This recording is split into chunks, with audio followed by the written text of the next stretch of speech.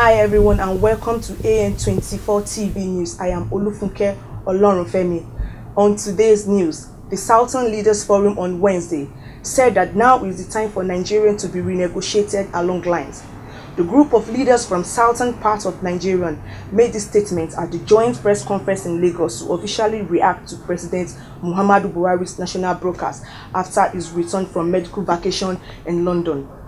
The forum said that restructuring is the only solution to Nigeria's socio-political and economic problems. We must engage in social engineering, fully aware that globalization has made it very difficult to use repressive tactics to suppress opinions. 2. Mr. President deploys the imagery of the late Chief Emeka Ojukwu to play down the demand for the renegotiation of the structure of Nigeria by saying they both agreed in Daura in 2003 that we must remain in quotes one and united. While we agree with them, the meeting between the two of them could not have been a sovereign national conference whose decision cannot be reviewed. The fact that we agree on their conclusion that we should remain united does not foreclose discussions of the terms and conditions of the union. The claim that Nigeria's unity is settled and non-negotiable is therefore untenable. Every country is a daily dialogue, and there is nothing finally settled in its life. Stable nations are still fine-tuning details of the architecture of their existence now and then. How much more Nigeria that has yet to attain nationhood? If we are a settled polity, we will not be dealing with the many crises of nation building that are afflicting us today, which have made it especially difficult to squarely and urgently face issues of growth and development. The British negotiated when they had to put the various ethnic groups together as a country. All the constitutional conferences held in the country in the years before independence were negotiations. When the North walked out of the Parliament in 1993, after Chief Anthony Nahu moved the motion for Nigerian independence, it took negotiations to bring them back into the Union after their 8-point agenda, which was mainly about confederation, was discussed. All the conferences held after independence on constitutionalism are all forms of negotiations. Therefore, there is no peaceful coexistence that's not about negotiations in any plural society. 3.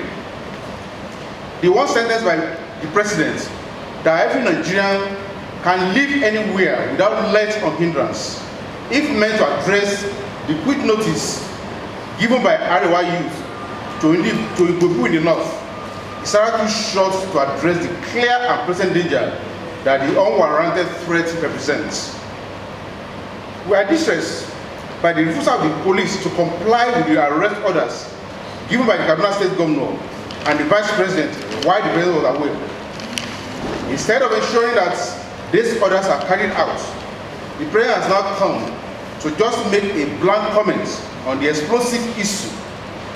We are of the view that leadership requires more than this at this crucial moment in life of our nation. 4. We acknowledge the President's admission that there are legitimate concerns in quotes in the land. That is very commendable. We, however, disagree with the President that Nigeria is a federation. Nigeria ceased to be a federation since the 1960s coup.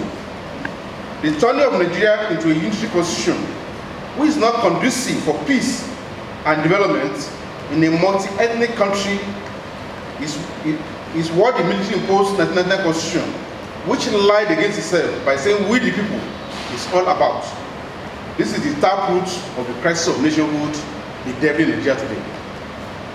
Number 5. We do not accept the President's claim that the National Assembly and the Council of States are the only legitimate and appropriate bodies for national discourse.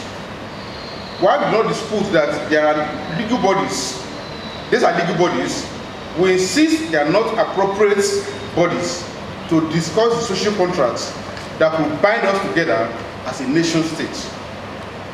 While the Corporation of National Assembly is clearly jigged and indeed one of the bodies to be restructured, the Council of State is not open to Nigerians for any discussion.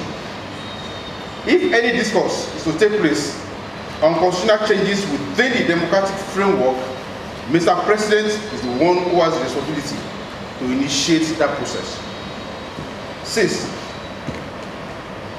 We are equally miffed that the President talks about the serious onslaught by AK-47 wielding Fulani herdsmen against defenseless farmers as a conflict between two quarreling groups. In the last 2 years, the Fulani herdsmen have become much more ferocious in their attacks against farmers in the south and the middle belt areas of the country, with security forces shying away from enforcing law and order. To present the various onslaught on farmers by these herdsmen as two fighting, in quotes, will portray the president as taking sides with the aggressive Meiti Allah. While do not hold the administration responsible for all the causes of agitations in Nigeria due to the crisis of the unitary constitution, there are clearly many errors of commission and omission the government has committed that have accentuated the strong self-determination feelings and agitations across the country, which only restructuring can tame. 1. The insensitive and clearly lopsided recruitment/appointments into all federal institutions. Even key prominent northern leaders have expressed openly their disapproval of this pattern of appointments. 2. Concentration of most of the heads of armed forces and other national security agencies in a section of the country. 3. The president going on the global stage to say he could not treat those who gave him 5% of their votes equally with those who have supported him with 97%. 4. Official indifference to the murderous activities of herdsmen against peace-loving citizens on their farms and other settlements. 5. The flagrant breach of the constitutionally enshrined federal character principle. 6. Appointment of the legal advisor of Meiti Allah as Secretary of the Federal Character Commission. 7. The lopsided early retirement of mostly Southern senior officers from the Nigerian Armed Forces and other security services. Our conclusions.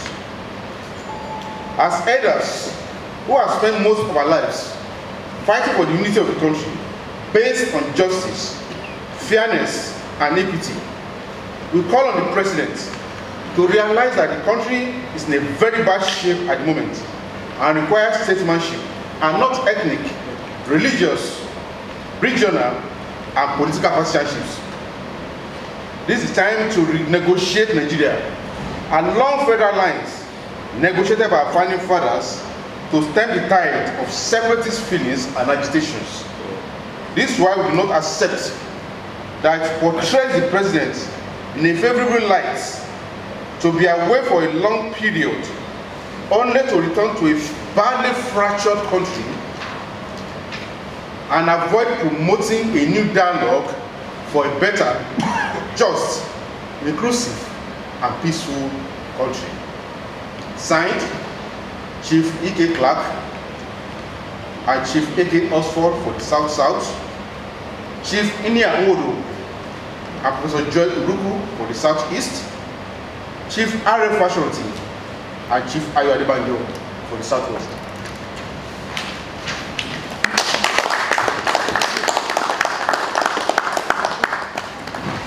Still on the news, Nigeria's Vice President Yemi Osinbajo has submitted a report of the probe of the government of the Federation, Babache Lawal, and the Director General of the National Intelligence Agency, Ayo Oke, to the President Muhammadu Buhari at the Presidential Villa. While speaking with state correspondents on Wednesday, Osinbajo declared to disclose the details of the report. He, however, assured Nigerians that the right thing would be due in both cases. It will be recalled that the committee report would have been submitted on May 8th, but was not, as the president left the country for medical treatment on May 7th. And that's been the news on AN24 TV. I am Olufunke Olorunfemi, and thanks for staying with us.